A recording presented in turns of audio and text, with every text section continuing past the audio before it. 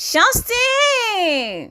Tusemezane. Namba moja, kwanza tunarudi kule kule. Lazima tuende na formula za biashara. Formula za biashara. Kila formula za biashara inamaanisha wewe biashara yako lazima ifike point. Mikimbizano ya biashara. Mikimbizano hupelekea biashara kuingia kwenye crisis ya kukopa. Jua mapato na matumizi yako na ulazima wa kukopa au kutokukopa. Kwa sababu biashara zinakuwa kama mtoto. Yaani biashara zinaenda step by step. Unatakiwa ukope less than, not higher than. Yaani less than kipato chako. Mkopo hupaswi kuchukua higher than your income. Pia huweza kukuza na kudumaza biashara zetu. Huweza kuendeleza biashara zetu.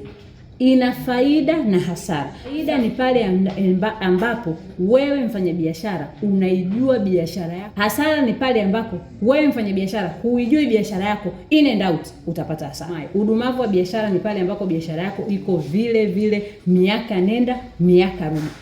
Kila la heri mfanyabiashara mwenzangu. Shosti! Tusemezane.